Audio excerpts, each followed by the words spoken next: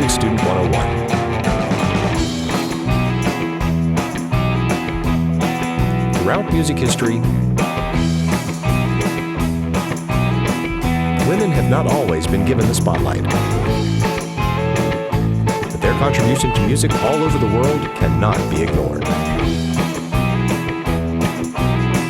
Let's talk about it with your hosts, Jeremy Burns and Matthew Scott Phillips. Okay, we are back. We are back. Matt, how did you like that intro music? That was nice. Did it remind you of anything?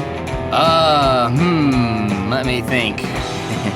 A particular song from, was it the 70s? 60s, 70s? 60s or 70s? Nancy Sinatra? Nancy Sinatra, These Boots Were Made for Walking? Yeah, that was the inspiration. Now, of course, I didn't do it note for note because... copyright. Copyright.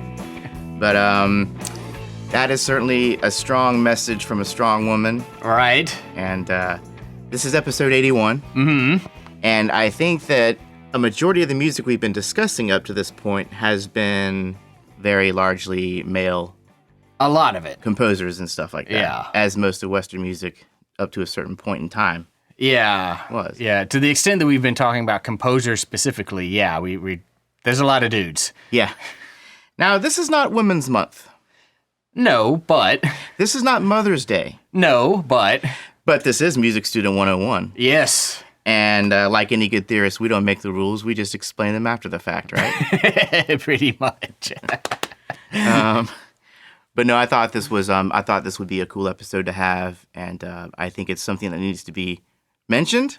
Absolutely, and sort of a historical wrong that we should all do our parts to sort of correct, which is this notion that only men have been musical geniuses throughout the centuries. Mm-hmm. You know, this is false. The more you study, the more you realize that there have been a great many women composers, a great many women performers and things throughout the years, and you know their contribution to the musical repertoire cannot be dismissed and should not be dismissed. Yeah.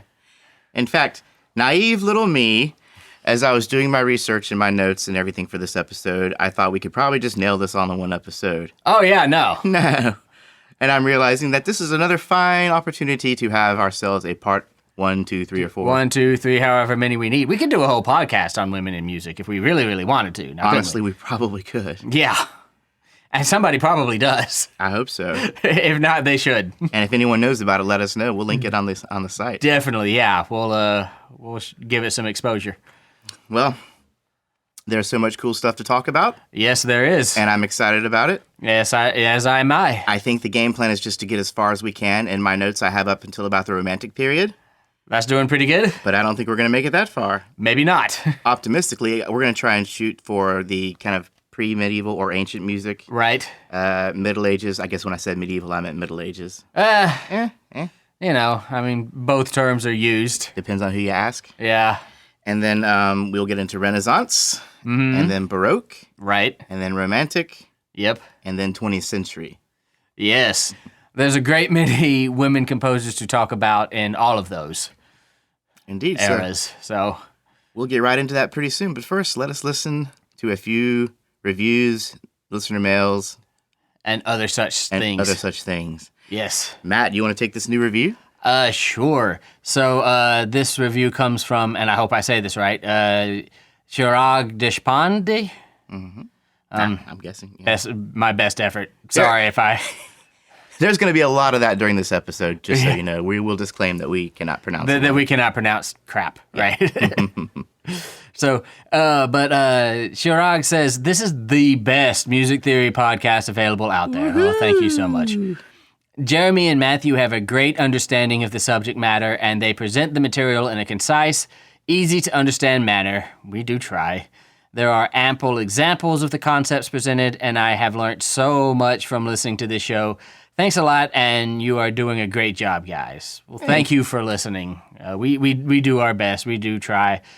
Our whole point is to try to make this as concise, right? As concise as possible. We try. Yeah, because theory can be overwhelming.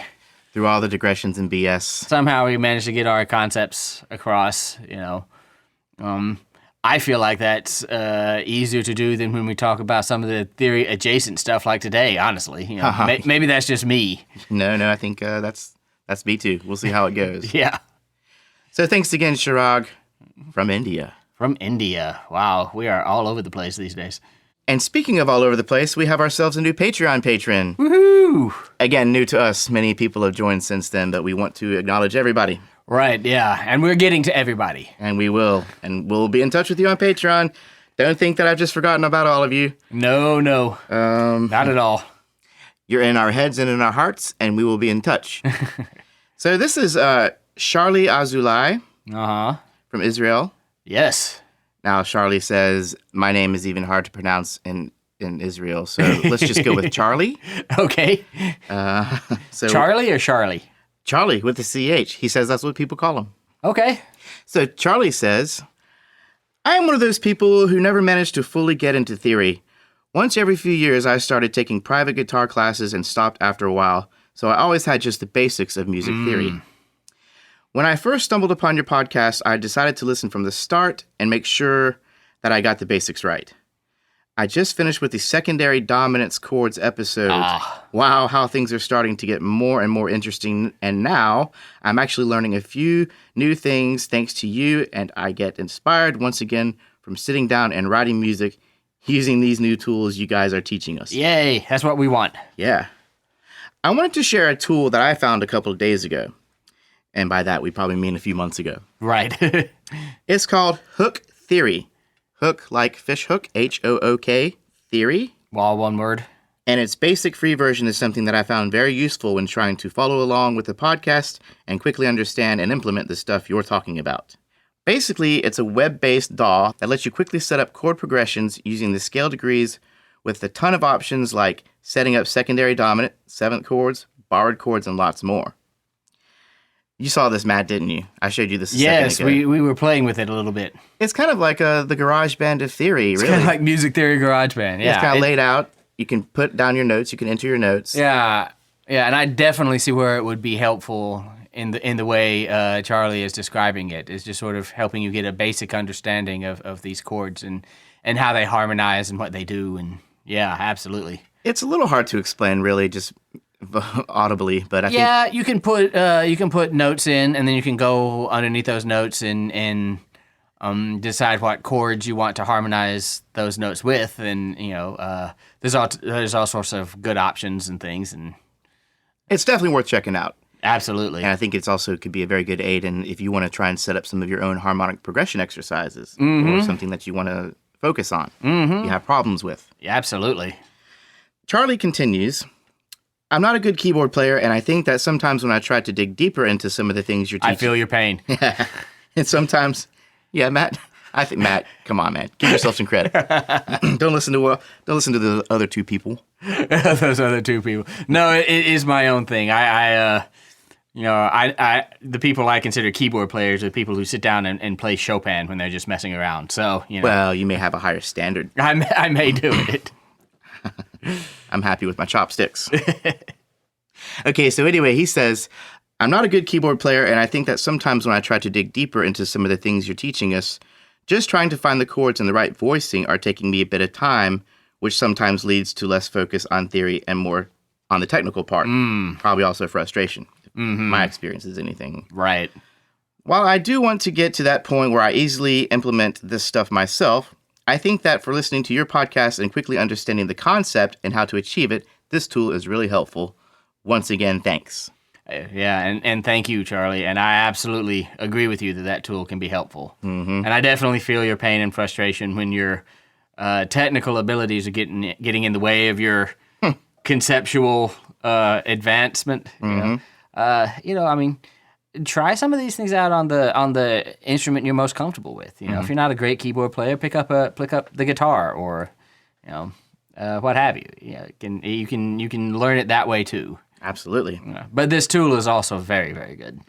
And I have to wonder if he found this resource before or after he wrote these compositions that he sent us. Yeah, we got a chance to hear a couple of Charlie's compositions, and they are pretty awesome. Pretty awesome. We were both sitting here a little wide-eyed and like, oh, okay, I'm impressed. Matt, can I quote you, Matt? Yes. You said, if I could do more stuff like this, I think I'd be highly more marketable. More marketable. I would if I had these kinds of engineering skills, and stuff, I would definitely be more marketable than I am. So, good work, Charlie. And soon you guys will hear what we're talking about because we're going to keep this listener compositions episodes going. Absolutely, right? absolutely. Okay. So thanks again, Charlie. And one more time, a little bit about the Patreon site. Yeah, so the Patreon site, you can go to patreon.com/musicstudent101. Mm-hmm. You can give us anything from just $1 all the way up. Mm-hmm. And every little bit that you give us keeps us in coffee and keeps us in server bandwidth and keeps this podcast going in so many different ways. And it kind of keeps us motivated to keep it going. And it kind of does. And you become part of our little community that we're amassing from people around the world who are sharing their music with us and with each other now. And it's a great little thing to be a part of. And you also get access to all sorts of free bonus stuff. Yes. Well, not free exactly, but bonus stuff. Well, for $1, you can get in there and see all the content. We have all these different videos and special episodes. Yeah, we have videos of Jeremy and some of his friends playing our bumper musics. That's good fun. That's good fun. Yeah. We have videos of some of my compositions, if I'm not mistaken. Absolutely. Yeah, some videos taken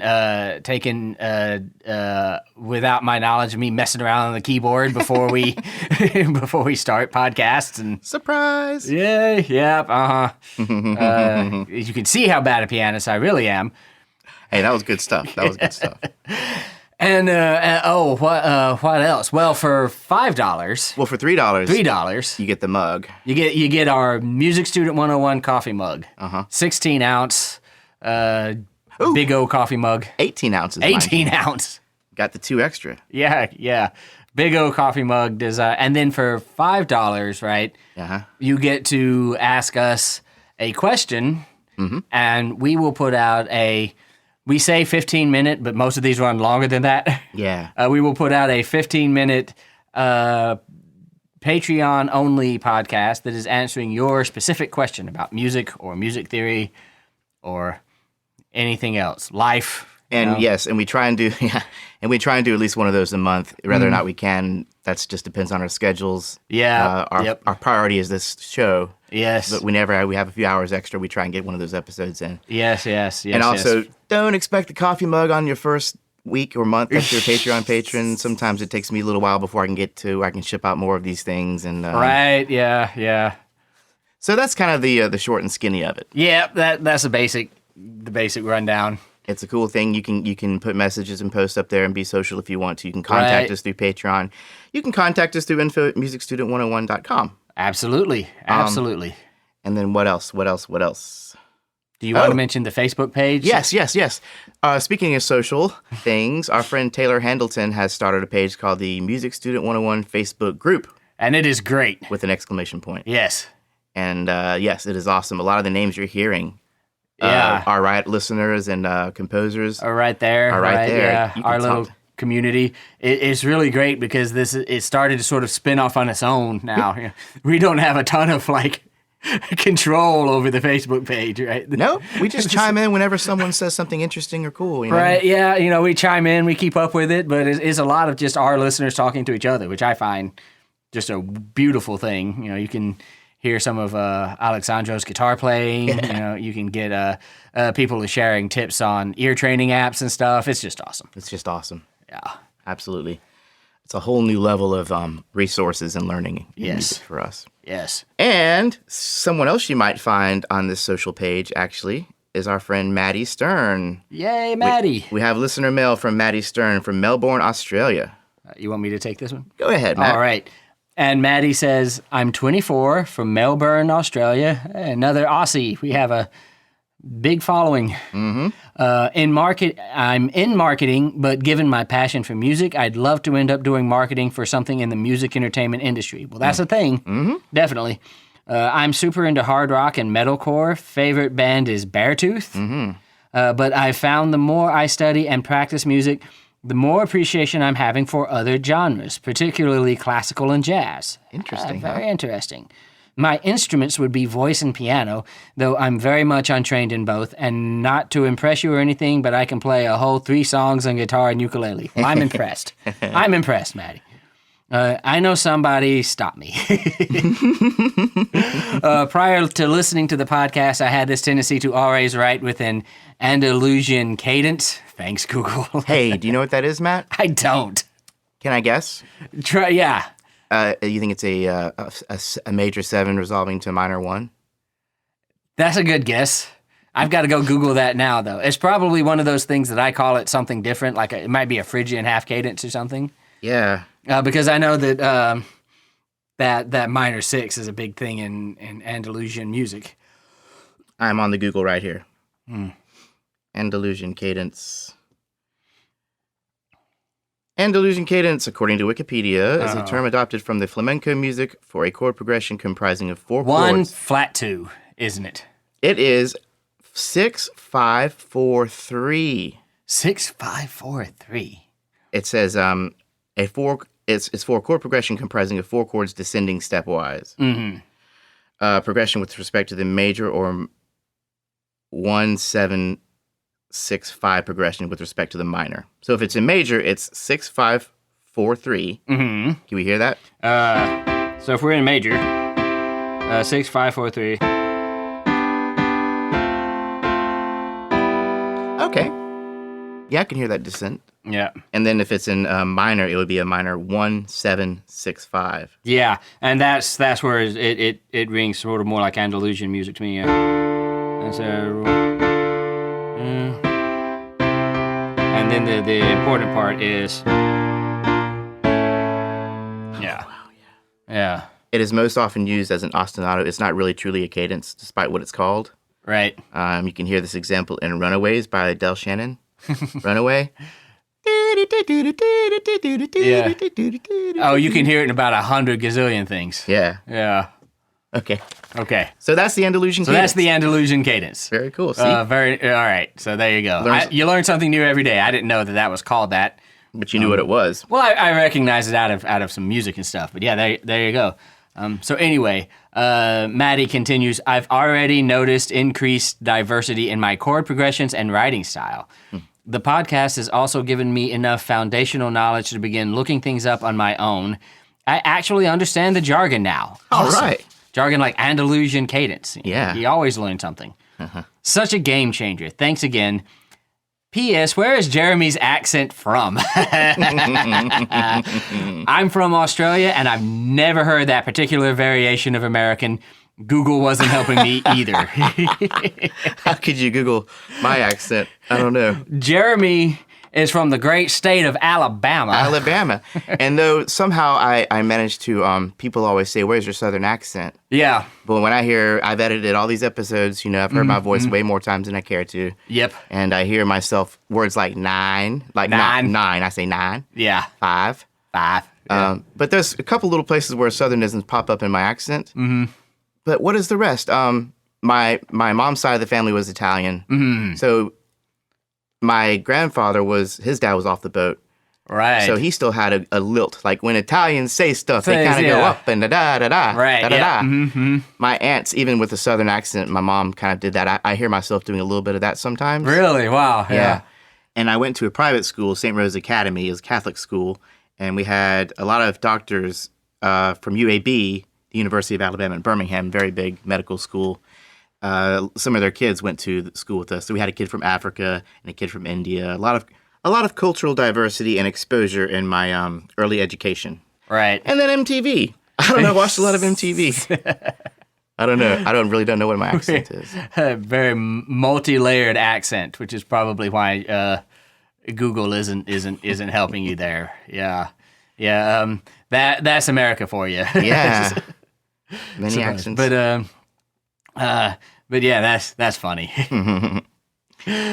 But Maddie Stern actually also is a graphics designer, like she was saying. Right, yeah. And if you go to the Patreon page, you will see we have used her graphic for the logo of the Patreon. Oh, page. yeah. She did a much better job than Jeremy did with that original one. Well, again, it's those round windows. Yeah. And she also did the graphics. Those are her graphics we're using on our Facebook page. Not the official page, but the group page. The group page, right, yeah. So that's awesome. Thanks again, Maddie, for your correspondence and for your fine talents. Absolutely. Thank you so much. And I'm going to be listening to Jeremy's accent now. Yeah, right now I'm self-conscious. Okay. Now, before we get into this episode, Like an Southern Italian, Southern Italian American accent. So. well, it's funny because my grandmother grew up in a smaller city north of Birmingham, a city called Gadsden, Alabama. I know where that is, but yeah. Yeah, and it's kind of up there. I think there's some really thick accents out there. So you got the Italian with a really thick Southern accent, Right. out there. Yeah. Made its way back to Birmingham. Yeah. See, Landed on my face. I'm just a good old Southern boy, I think. Hey, no questions, man. Yeah. I try not to say nine if I can help it. Sometimes it just comes out. I don't notice much of an accent from you as much as you notice. Right. Yeah. Well, I have traveled a lot, and like you've been around people from all over the world a lot, and you should hear me when I go back home and I'm with my family. My Southern accent does get stronger. Mine does too. Yeah, it's funny. Or if I'm working with some of the good old boys, sometimes you Right, work with the good old boys, yeah. and you don't want to be talking like Like you're from New York City. yeah. Anyways, okay. Anyways. Let me just take a second and let you know some of the resources that I used for this episode. Again, this is a history episode. I'm not a historian or a history buff, but in order to bring you the proper information, I do try and find some reputable sources. As you should. Amongst them, classical.net, smithsonianmag.com, From the Smithsonian itself. britannica.com, encyclopedia.com, all of our fun little encyclopedia sources. Indeed. Oxford Music Online, Very good one. the Encyclopedia of World Biography, Wow. and yes, at times, Wikipedia.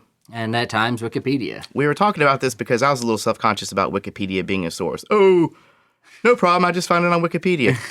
But there are times where there was not enough information on some of these people, on some of these more known sites. Now, Matt, you don't have as big of a problem with Wikipedia, or not that I have a problem with it, I just don't know enough about it to say that it's a reliable source. Yeah. The thing about Wikipedia is their information is always sourced from somewhere else, and they're very good about providing you sources. Or telling you that this article doesn't have enough sources. They got you the fact-checking thing going on. Yeah, they got that going on. So, you can always look at where the information on a Wikipedia article came from and further your research there. If you have access, if you're a college student and have access to a college library, then it's great. But, even if not, a lot of times, these resources aren't super expensive. To just go buy the book that somebody research in the Wikipedia article or something. So Right. yeah. So anyway, with all that business aside, let's just go ahead and get into it. Yeah. So we start with ancient music, right? Yeah. And I guess this was we really don't know a whole bunch about music until Middle Ages music, when there was more recording. We definitely know more about that. And written music, right? But a few things did happen way back in the day. And I'm talking, to start off with, the 8th century. Wow. The 700s. Right, CE, yeah. Common Era. And this is one of many names I'm going to have a problem pronouncing here. Okay. You got me kind of close earlier, I think. This is an Armenian name. This is a woman named Khosrovidukt. Khosrovidukt. Is my best. Yeah, right? If you open up the liner notes to a System of a Down album, you will learn that the Armenians have fairly long and complicated names with letter combinations that some of us Americans just aren't accustomed to putting together. Right, yeah. They also have a long music tradition, too. Yeah, obviously. Yeah. Yeah. Let's talk about it. So, Khosrovidukt was the daughter of a royal Armenian family. Some sources suggest that her brother was taken by force by the Arabs, Muslim. Right. Now, at this point, her family decided to move her to a fortress in what is now Kemah. And she lived there away from the public eye for about 20 years. Wow. And I assume during this time she was honing her craft. Presumably. Her brother was assassinated in 1737 for embracing Christianity. Oops. So, yeah. She wrote a Sarakan. Are you familiar with this? A Sarakan. Mm-hmm. Sarakan. That's an ancient music genre, right? It's a canonical hymn. Right. Yeah. Okay. What can you elaborate on what a canonical hymn is? Canon? Well, it would be religious music, right? It would be music that is religious, although not necessarily part of official church practice. It could have just been something that someone would have composed for the sake of composing music, but with a religious subject matter, and it becomes part. I guess the canonical part becomes part. Means it became part of the official sort of church collection of music for the religion. Well, that's kind of how this all worked out, because when her brother was assassinated, again, 1737, she wrote this in his honor. I see. So the hymn was Zarmanali Ints, which is translated "Wondrous It Is to Me." Mm. And though it was a secular piece, it was actually approved of and quite popular in the Armenian church. So there you go. It ended up becoming a church piece. Right. And even though we say it's a secular piece, it feels written to his honor after having been murdered for Christianity. You have to assume there might be some kind of religious and probably political overtones. Almost certainly. Yeah. Beautiful piece, too. So, yeah, if you want to give this piece a listen, it is wondrous to me. We have a link on the website, actually. Awesome. Matt and I listened to this earlier. There is a YouTube site called Classical Melody. Mm-hmm. And the performance is done by the Sharakan Early Music Ensemble. So I love early music ensembles. It's cool. I mean, yeah, because I'm not sure if there's any record of this stuff written. I don't know how they know to perform this piece. In 700, there would have probably been some, especially after it got approved officially by the church. Yeah, some record would have existed. So. Oh, you know what, Matt? I mean, all this time we've been talking about Western music, and Hildegard. I mean, she was like one of the first known female composers. But this is Western music, right? Yes. So we're talking about Armenia. We're talking about Eastern. Yeah, we're talking about Eastern European. We're talking about a European music, that is Eastern European, so that it will have influences and inspirations from the Eastern world that Hildegard is maybe not necessarily easy to find in Hildegard or in the Gregorian chants of Pope Gregory or what have you. This is a place in the world that is kind of famous for having strong influences from both the Western, largely Christian music culture and the Eastern, largely Islamic music culture. Right. So. And when you hear that recording, you'll know what we're talking about. And when you hear the recording, you'll hear that, I think, yeah. To me, it sounded actually pretty diatonic. It sounded modal. It sounded like maybe Dorian meets mixolydian. Maybe Dorian meets a Pythagorean tuning system, yeah. Good point, right? Because she might not have been singing things that we're completely used to. You're saying the Pythagorean tuning is different than the tuning. It makes it different. And a lot of the sounds you hear in ancient vocal music, it's just, there's a hauntingness to it, and there's an ancientness to it, to our ears anyway, to my ears. And that a lot of that can come from the fact that the tuning system was not the equal temperament tuning system of the modern era, but was in fact a tuning system based off the ratios discovered by Pythagoras in Greece, and expanded that to ultimately to a 12-note octave. Well, give it a listen. I'm sure it'll blow you away. It's something cool and different than what we've been hearing a lot of. So that was Khosrow-Viaduct. Khosrow-Viaduct. I went through our stats, and I found that we do have one listener in Armenia. Excellent. So you, our Armenian friend, whoever you may be, or a System of a Down is listening. Or a System of a Down. Just let us know how to pronounce this woman's name. Yeah. The spelling is on the website. Okay, let's move on, shall we? Yes. This is now we're going to talk about Cassia, and we don't have a last name. We just have Cassia here. Cassia was born in 810 CE in Constantinople, modern day Istanbul. Right. I learned that from They Might Be Giants and school. Now, mostly They Might Be Giants. Yeah, right.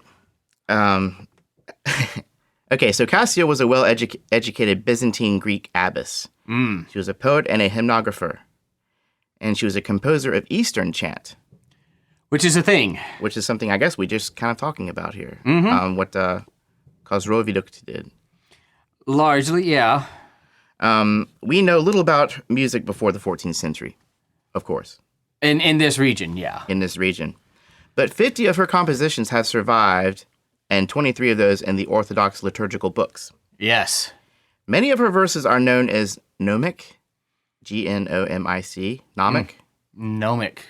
That is echoing the sentiments of the time. Okay. Okay. And that is a very common thing in music, I think. Well, yeah.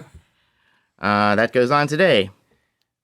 One of my favorite lines of hers, one of her favorite verses is, "I hate the rich man moaning as if he were poor." Yeah, that could be a line in a song today. We talk about that all the time here in America. We call that first world problems. Yeah. Oh man, my Keurig isn't working. I think I shall die. I fear I shall die. I have to go and make coffee, get gas station coffee. Ugh. Yeah, gas. Yeah, right. That's a rich person moaning as if they were poor. And then let's see here. So I guess there was something called a bride show where they bring out the women and the emperor walks around. Ooh, I like her. I like her. Right. There was one of them, a young emperor named Theophilus. Theophilus. I mean, I don't know. No, that sounds right, actually. Theophilus. I'm going to go with you with the Greek. He approached her and said, "Through a woman, the baser," which means the evil or trouble. As in from the word base. Okay. Baser things. To which she responded, "And through women, the better." And that kind of turned him off a little bit. I think that kind of shook him up a little bit. And so he decided that, that wounded his pride, and he decided to marry this woman, Theodora, instead of her. Oh, well, she's probably better off. It sounds like it. I wonder how Theodora ended up doing with him. So anyways, Cassia started a convent, and then I guess where she did a lot of her composing and writing. Right. And then he later ended up persecuting her for standing up for the veneration of icons. And I guess I should explain a little bit about the Byzantine Rite.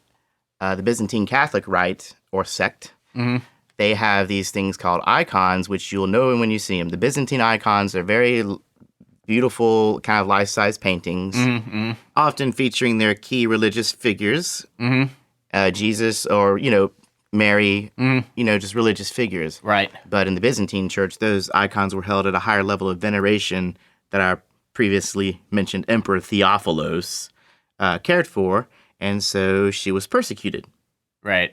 And flailing and scourging did occur. But she made it through, and this is probably resulting in one of my other favorite quotes of hers. "I hate silence when it's time to speak." That's a good one. So, Cassia, hats off to you. Absolutely. For sticking by your guns.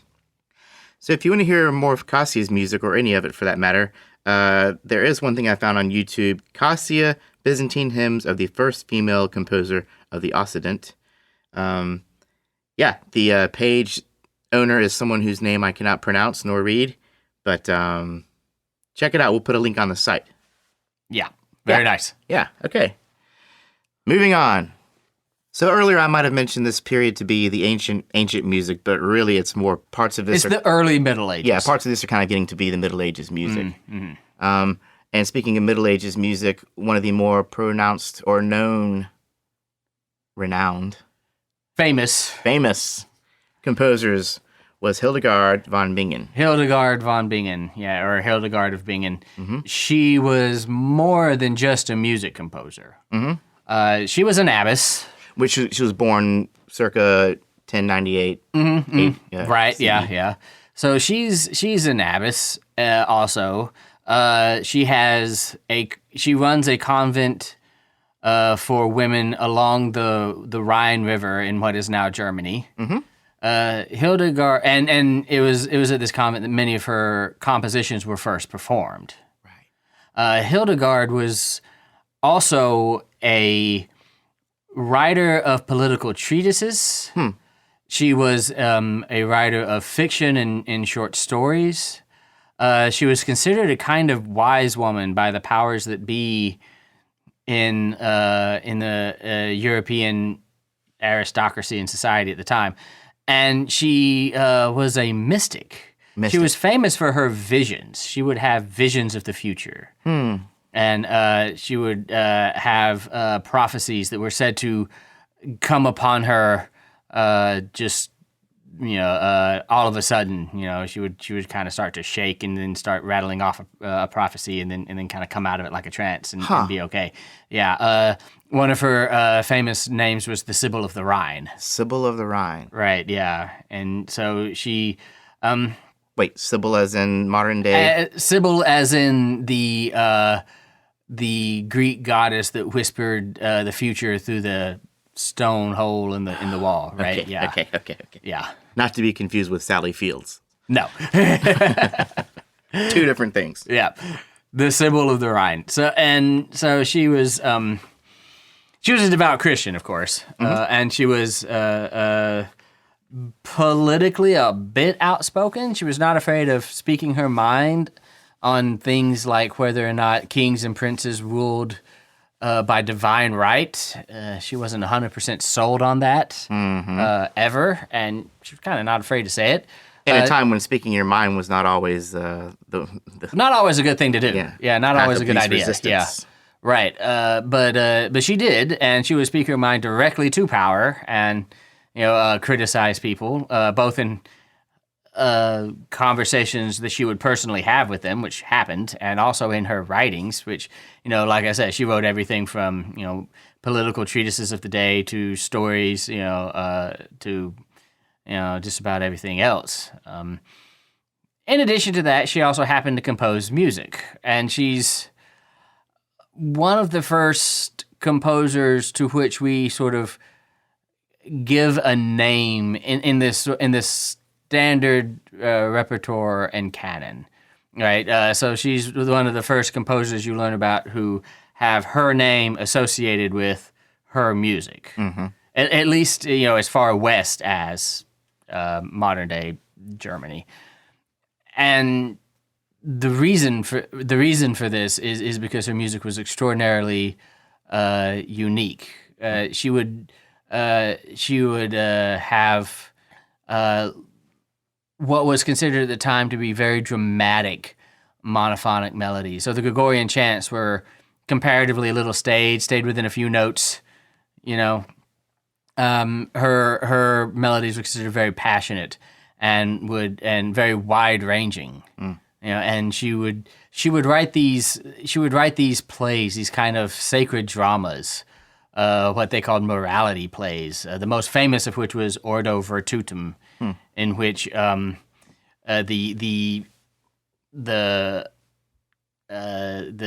characters were representative of the virtues and being told to patriarchs and the people and things like that. There's a solo singer that was considered the soul, and the soul of all of humanity. And it had to do with bringing bringing people into touch with the Creator, and becoming part of creation. She was probably one of the first people to really introduce the idea of music, emotion and passion in music, the way we think of it today. She was one of the first people to really introduce that concept in her very wild melodic writing. Are you referring to the allegorical method? Well, there was definitely some allegory in some of her plays. She would comment on things subtly, right? That was going on at the time, and criticize rulers subtly. And that was going on at, they were not acting in the way she thought. She would also And there was also this allegory of, a solo female singer representing the soul in humanity, and other singers representing the virtues, the Christian virtues and things like that. Now, I don't know if this is the same piece that this occurs in, Matt, but do you remember when we did our episode on the Patreon site about the vocal death growl? Yes. Yeah. Well, I think we might have learned that Hildegard of Bingen might have been one of the first people to death growl. She had one of her compositions. Someone was actually representing Satan, right? And their charge was to make his voice sound as unnatural and as unbeautiful and musical as possible. Right. We don't know how that was accomplished, but we imagined it was the vocal death growl, the first vocal death growl. And I like that story, so I'm going with it. Let's go with that. And so that's Hildegard in a nutshell.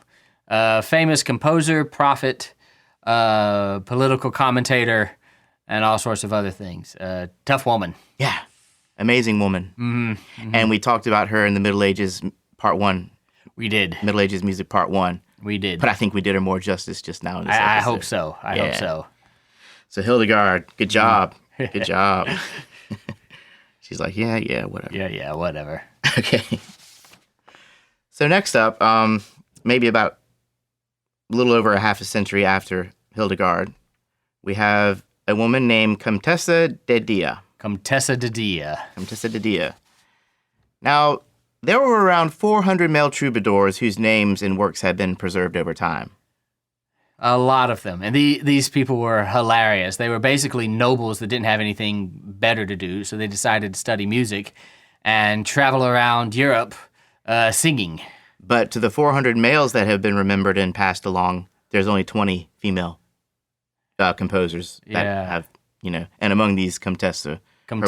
Her works have been more heavily publicized. Mm-hmm. But tell us a little bit more about the troubadours, and in this case, the Troubadourites, female troubadour. Right. So the troubadours... So there were the troubadours that were a northern France thing, and then the trouvères, which were a southern France thing. And then there were the Mina singers in Germany, all basically doing the same thing. They were going around, traveling around, a lot of them. And like I said, a lot of them were actually fairly wealthy, fairly well-off people who were just, for lack of anything better to do, decided to pick up this tradition. Mm-hmm. And they were composing these songs that they would play themselves and sing themselves. They were largely sung, but they were usually like some simple lute accompaniment, maybe, we don't really know, to them. And they sang about love. And this is the European tradition in which love is musically separated from this idea of duty to the church and to your family and all these things, and held forth as a means in and of itself, held forth as something that you are compelled to by your heart, and you fall in love with someone. There's this troubadour tradition of the meeting of the eyes, where you look at someone and immediately you fall in love with them, and love at first sight. Yeah, right. Yeah, that kind of thing. And so love goes from being something the church sort of orders you to, not explicitly, but your marriages are set up by families. The church ordains it. The kind of to something that is your individual place, falling for this person, straight from the heart, right? Independent. Yeah. It is the origin of our modern day falling in love, and they would sing all the time, and with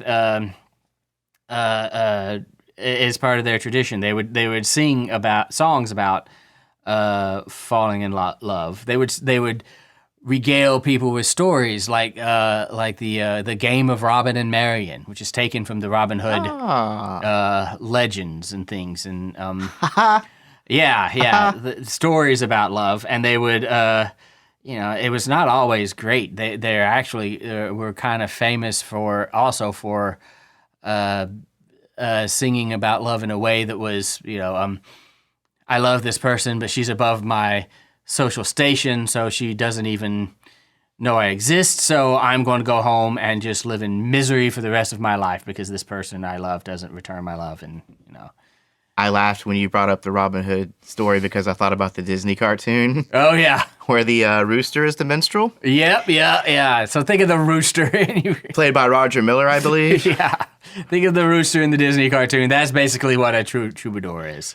Yeah. And it's the idea, a bard is a little bit something different, but it's kind of the idea from where England gets the idea of the bard, of the traveling minstrel. Storyteller, Yeah. Entertainer? The singer/storyteller. outside of the church. Right, yeah. Well, back to Comtessa. Right. She lived in Provence. Okay, so that's France. Right. So I guess that would make her a troubadour or a female troubadour. Trobairritz. Troubadourette. Troubadourette. Okay, works for me. There's not a lot of there's kind of a lot of fogginess on the names and specifics, but in large, it was said that she married a fellow named William de Poitiers, Oh, yeah. the Count of Valentinois. However, she was the mistress of another troubadour named Rambod of Orange. Life imitating art. Yeah. So that's kind of a little risky. That would be the kind of thing that would happen in a troubadour story that, it's funny. Oh, yeah, they're all hooking up. They're all probably sure, hooking up, writing songs about it. Oh, yeah, I'm married to this person, but my true love is this other person. Oh, yeah. If I could just kick my husband out of bed and get this guy in here. If only, yeah, right. Well, she wrote 5 pieces that still survive today. Her poems cover a wide range of emotions, like we're talking about. Right. They share struggles with the opposite sex. They condemn court gossips. They concern themselves with honor and worthiness, and then the thrill of love and the pain of rejection. That kind of stuff, Yeah. And some of the material revolved around her relationship with Rambon, which eventually went south, Right, sure. unfortunately. Yeah. But that was kind of where a lot of her music ended up.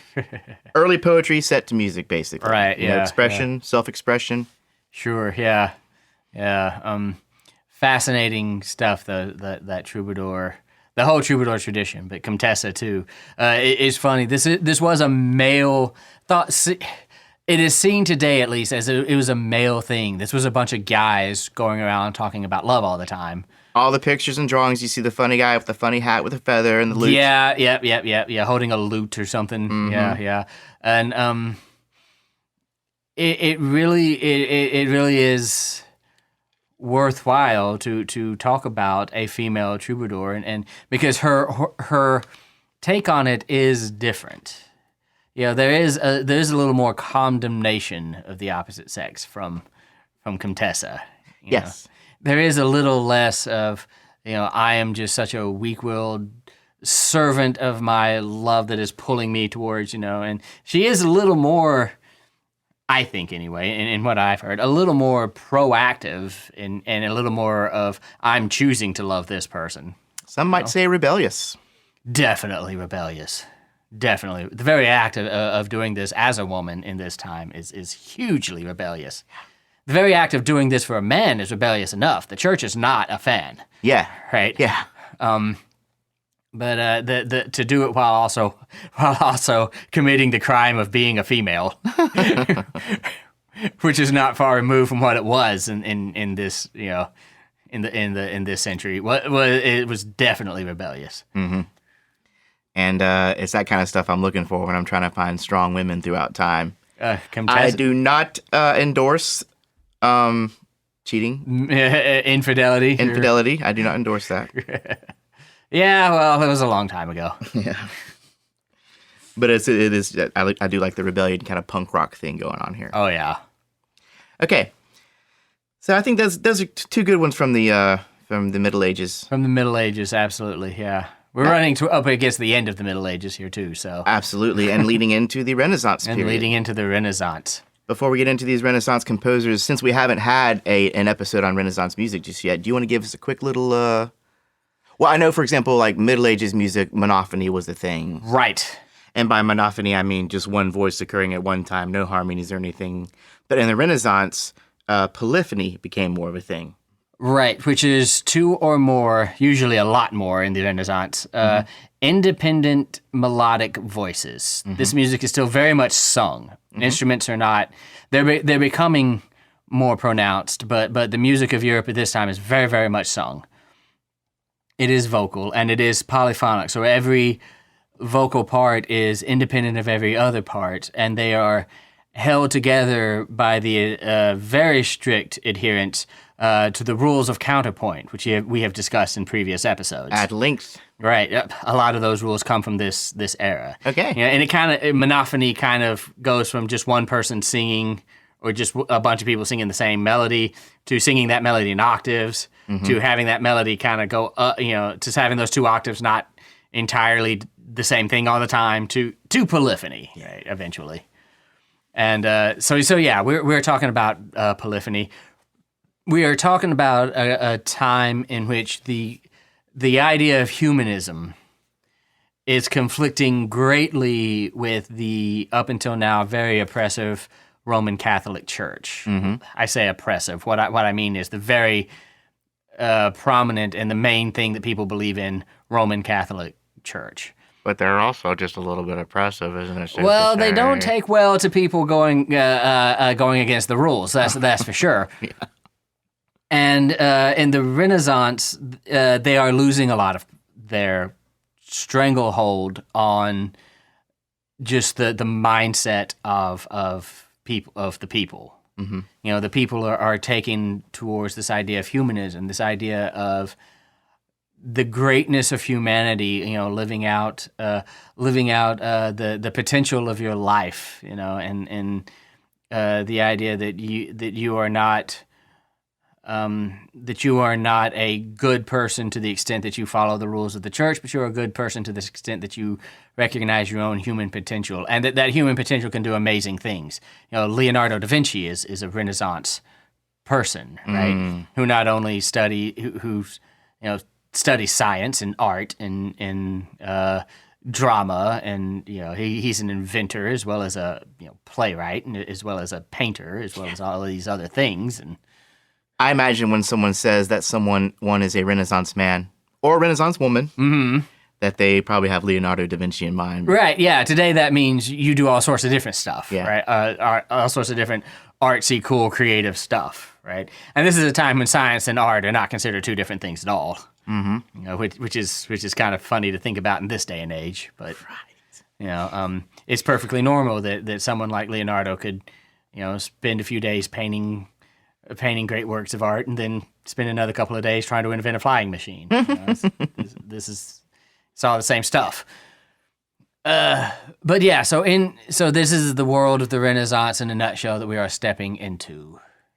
And I have in my notes 1450, roughly 1450 to 1600. That's about right, yeah. It comes from the idea, they got this idea in Florence, and then it spread everywhere else, that, we needed a renewal. The word Renaissance in French means rebirth, renewal. Yeah. And they say we should look back before the Middle Ages to the great civilizations of the ancient world, ancient Rome, ancient Greece, and mimic them in our art, in our music, in our painting, in our everything else. So, yeah. Pretty cool, man. Pretty cool. Yeah. Well, let's talk about a female Renaissance composer here, shall we? Absolutely. We're going to start off with Maddalena Casulana. Don't know a damn thing about her. All right. Yeah, I'm going to teach you something. All right. Okay. This is an Italian composer. I gathered. Yeah. The name is... Hey, did you like my accent, how I pronounced that? I did. Do that again, just for... Maddalena... That sounded kind of Hispanic. Maddalena Casulana. Casolano. There you go. So she was a singer and a lutenist. Oh, wow. And was the first female composer to have her music printed and published. Now that's a big deal. That's a big deal. Publishing is a big deal in this time. Right, because other people's music, though, has been passed down traditionally. Yeah, or written down by monks. Or written down by monks. Literally hand copying every single copy. The difference here is in 1439, Johannes Gutenberg invented the printing press. The very first one. And didn't it have, you could just sort of have these brass squares with pictures on it or something, and you could just line them up and stamp, and then line them up a different way and stamp, and roll that ink over it. Yeah. Stamp it. Yeah. And repeat. But anyways, that's what we mean by publishing. As far as being able to print and distribute multiple copies. Distributed. Of music. So most of what we know about her life has been extracted from the writings or the writings on her collection of madrigals. Now, real quick, a madrigal. A madrigal. Well, there's the English madrigal, but given that I'm inferring that we're in Italy here, the Italian madrigal more of a thing. So the Italian madrigal is a secular piece of music. So it's not religious music. Okay. It is polyphonic music. Okay. It is sung in Italian. The Italian language rather than Latin, which would have been the language of the church. And it is generally poetry, love songs. It can be older, mythology things sometimes, but it is generally considered sort of love songs, and there are word painting kind of things in it. So, the idea that comes to my mind most right now is, in for example, in the Italian madrigal, Aspro Core, cold heart. When they sing the song Cold Heart, they would have very cold, just kind of cold, open octaves and fifths. In the and then get more stuff going as the thing unfolded, but. When that word is sung, they have those cold, right? So word, kind of that kind of word painting. So no thirds, just with thirds often to me they often kind of change the mood from happy or sad. If you just have root and fifth and octave, yes, I can see cold as in not as much emotion is being displayed. Yeah, right. Okay. Yeah. Very interesting. Oh, and another thing about madrigals, I remember we sang some in choir, and these must have been English because I remember. A distinctive thing about them were that they were 5 parts. Yeah. I don't know if that was just the piece that we were doing, or if that's more across the board. 5-part is a magical thing. I don't know. It's safe to say they're a multi-part. There's usually 4 or 5 people in both the English and Italian madrigals. Okay. Yeah. Okay. Good. Okay. Just trying to see if there's a distinction between which I'm sure there is, between Italian and English madrigals. There is. Do you want to get into it? No. Okay. Okay, let's move on. As far as Maddalena is concerned, we think she was born near Casole de Elsa, which is near Siena. Oh, wow. And we just know that by making educated assumptions based on how her last name sounds. People's names were often of somewhere. Of somewhere, yeah. So her musical education began early in life in Florence, Italy. Birthplace of the Renaissance. Exactly. In 1566, while in Florence, she produced her first work. This collection of 4 madrigals was titled Il Desiderio. Desire, right? Did I say that right? Il Desiderio. Close enough. Yeah. We can't pronounce anything. We've already warned you. No, but you got the even though I'm a Southern Italian guy, I think your Italian pronunciations are better because you're dating a very Italian woman. Extremely Italian. Yeah. 2 years later, while in Venice, she published Il Primo Bible dei Madrigali. The first book of madrigals. Yes. And this was the first published work for women officially. Oh, wow. Yeah. And these were 4-part. 4-part madrigals, yeah. And she was also close friends with Isabella de' Medici. Now, that's an important friendship right there because the Medicis ruled Florence. Was it Florence or Venice? I'm not positive on that. It's one of those Italian, little bit both, but they were a very, very powerful noble family in Italian politics of the Renaissance. They basically kind of funded everybody. The Renaissance itself. Yeah. Right? They kind of bankrolled a lot of it. They sure did. Commissioned, bankrolled, funded. There were a couple of Medicis that became pope, and yeah, they were a powerful family. So she actually dedicated some of her music to Isabella Medici. I bet she did. Yeah. I would. Politically expedient. Those English madrigals were often dedicated to Queen Elizabeth. Oh, yeah? Yeah, okay. So... I like this person's music. I'm going to buy them a dune buggy. So anyways, she continued composing and publishing her madrigals throughout the late 1580s, and then she died in 1590. So from Right towards the end of the Renaissance. Yeah, from 1544 to 1590. Wow, she was only 46 years old. Yes. That's actually a good life for That's that. a good life for someone back then. Yeah. I always just imagine people back then were always dirty and in pain and sick. Too much. You've seen Monty Python and the Holy Grail a lot. Bring out your dead. Bring out your dead. He's the only one I got shit all over. You're going to cut that out, right? Absolutely. Okay. Or I might put a guitar over it. But anyway, back to Madalena. Yeah. Her style was contrapuntal. Of course. And yeah. chromatic. Madrigals. You got it. But not so extreme or experimental as some of her other contemporaries from the Ferrara school of composers. Monteverdi, Carlo Gesualdo.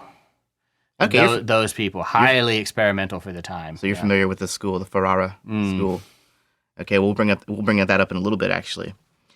And she also liked to use dramatic dialogue and polyphony, of course. Of course. Her melodies were singable and attentive to the text, like many of the people. As a good madrigalist should be. Right, yeah.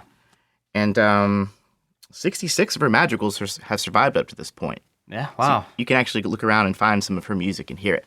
Yeah, and there are some great vocal ensembles dedicated to this music these days. You know. I think I enjoyed doing the madrigals we did a lot. I don't know why. Well, they're fun. They're fun. They're beautiful. Yeah, they're beautiful. It's beautiful music. It's fun. Yeah. And they took up a lot of the Renaissance, I guess, secular music, right? That was a big thing. Yeah, the Italian madrigals, the French chansons, which were very similar ideas. They were just French instead of Italian, right? And yeah, that's what sort of secular music, non-religious music in the Renaissance was. All right. So speaking of the Renaissance period, we're still in the Renaissance period here. Yes. We got one more we're going to talk about. A woman named Vittoria Aliotti. Very nice pronunciation. Thank you. Vittoria Aliotti was born in 1575. So that's the late Renaissance. Late Renaissance. Her life began in Ferrara, which we just talked about. Good old Ferrara. Where this school of wild and experimental composers in Italy. Yeah, there's this no good bunch of riffraff that are... Punk rock. Yeah. Now, she was the daughter of a prominent architect, Giovanni Battista Aliotti. And according to him, she was inspired by her older sister's music lessons. So that happens a lot, I think. I think so. So within a year of her observing her sister's lessons and then taking her own, she excelled in harpsichord and voice. And to give you some idea, by the time she was 7 years old, she was encouraged to enter Ferrara's San Vito, which was... That's the School of Music there, right? Yeah. Okay. Ferrara? Probably, yeah. This was a convent known to focus on musical talent. Now, though, while at 7 she was trying to be encouraged to go there, it wasn't until she was 14 that she made up her mind to join the convent. Sure. And she dedicated the rest of her life and talents to this service. Now, it's thought, this is interesting, it's thought that she changed her name at some point to Raffaella. Now, why would someone do that? I know that when people enter the convent, they often take on a different name. Yeah. Susan Johnson might become Sister Marianne Dominic. Right. You know what I mean? Yeah. So, and also it was known that Giovanni Battista Aliotti had 5 daughters, but there was never any mention of Raffaella. Right. Until later on down the line. So maybe she changed her name at some point. That's what we're kind of thinking. Or she had this sister, sister that they kept locked up somewhere, and no one. Or an illegitimate sister of her or father's. an illegitimate sister. But it gets a little interesting because, well, I'll just continue here. In 1591, Vittoria Aliotti published the madrigal Di Pallide Violi in the anthology Il Giardino dei Musici Ferraresi, which I imagine... The Ferraran... Garden of Music? Something like that. Giardino? Yeah, I think maybe so, yeah. Okay. Now, 2 years later, Vittoria wrote music to 8 poems by Giovanni Battista Vincenti, which not her father. A lot of Giovanni Battista. Another famous Giovanni Battista, though. Yeah. Now, her father sent this music off for publishing. In the very same year, that was Vittoria I'm talking about. Yeah. In the same year, Raffaella published a book of motets, Sacre Cantons 15, Septem, Octo, and Decem. Okay, something that just crossed my mind. I'm wondering if Vittoria was her name when she published secular music. Like madrigals. And then Raffaella was her Christian name, in which, because a motet is a religious. Yes. A religious music from the Renaissance. Uh-huh. So I'm wondering if she used that for Raffaella for sacred music and Vittoria for secular music. Yeah. Because the church didn't like people composing secular music. Palestrina got in trouble for this because he had composed secular music in his past. Uh-huh. I wonder if she was doing that so the church didn't catch on that she was also publishing all these, scandalous madrigals and stuff on the side. Well, the truth is still up to debate, but I suppose so. I think what you have to say is very, very possible. I cannot prove it. It's purely a hypothesis, but it makes sense in my brain. No, but think about it. This was the first. By the way, this publication was the first, I guess, sacred music by women. Yeah. To be published. Right. So yeah, that's interesting. Mm-hmm. You know our friend Jason Keener? Yes. Who wrote into our first Listen to Compositions episode? Yes. Well, he's Jason LeRae Keener when he's doing his classical or cinematic kind of stuff. Mm-hmm. But then when it comes time to record his pop music from the 80s and 90s, he is Splash 96. But yeah. Anyway, people do that. That's the thing. Oh yeah, people do that all the time. Jason has 4 different names based on the stuff he does. Well, we were talking about Giovanni Battista's. In the Baroque era, Giovanni Battista Lulli was an Italian, right? His name was Giovanni Battista Lulli. Lulli. But he left Italy and went to France to work in the court of King Louis as a court composer, King Louis XIV. Mm-hmm. And when you're in the court of the French king, it doesn't do to be too Italian, so he changed his name to Jean-Baptiste Lully, Lully. No way. Yeah. So he just took his Italian name and made the French version of it. And went from Giovanni Battista Lully to Jean-Baptiste Lully. It's not a huge stretch. Nah. From Italian to French, all these Latin-based languages. Yeah, you know. And I apologize if I'm reading some of these Italian names with a Spanish accent. Yeah, he could have gone to England and be John Baptist Lully. You know? John Baptist Lully. Anyways, so yeah, under the name Raffaella, that's how this was published. And so, be it Vittoria or Raffaella, her hidden sister, or her new identity when she joined the convent, her style was complex. And used harmony and dissonance to focus on the text. That would be a Ferrara school thing. Okay. That would be a late Renaissance thing. Yeah. To use dissonance in ways to focus on the text. This is something that Monteverdi is causing waves for at around this time. And when we say dissonance, it's not what you and I consider dissonance by any stretch of the imagination. Right. I mean, they have the audacity to use a minor sixth. There's stuff. But for the time, it's pretty audaciously dissonant. Well, in contrast to Maddalena Casulana, Vittoria sounds like she was a little bit more... And, of course, this was 30, 40 years later. Yeah, so. She was a little more avant-garde for the time. Yeah. And she focused on harpsichord and organ, and she also knew other winded instruments. Yeah, now this is because she's so late in the Renaissance that we're getting into the Baroque era where instruments are a bigger thing. Hey, now here's this last little nugget that kind of supports what you talked about earlier. She was often criticized. Some criticized her music because of the complexity level led away from holiness to pleasure. Yeah.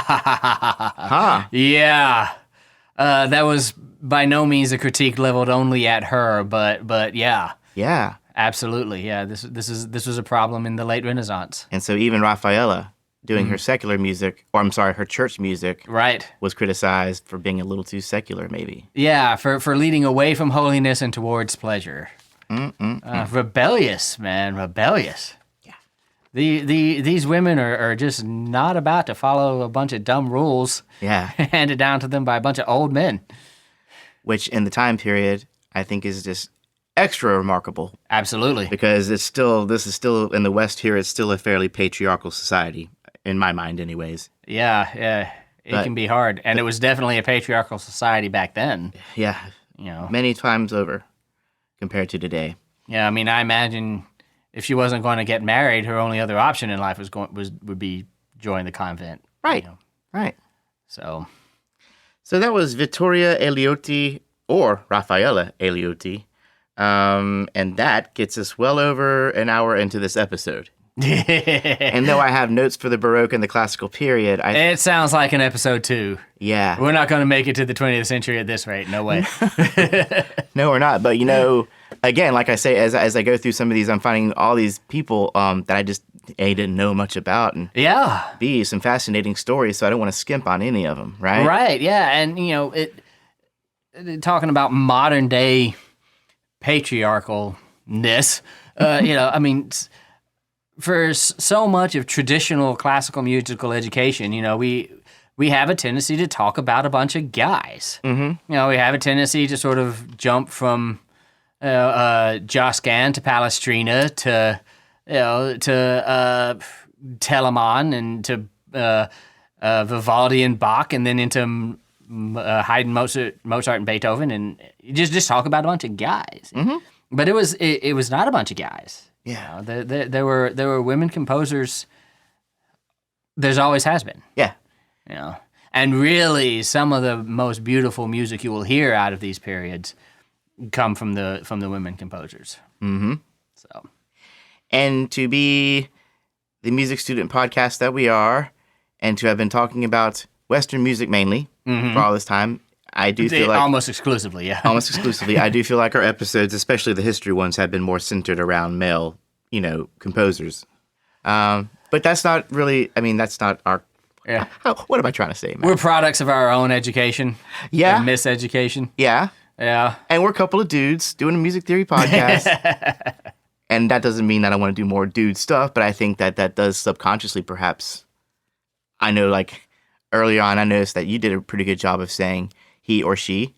I try. When talking about... But then there's... I mess up a lot, There's times where we've kind of lapsed on that kind of thing, Yeah. But this episode has been important to me because I do want the show to be more inclusive where we can, and I do want to acknowledge the contributions that women have made to music throughout time.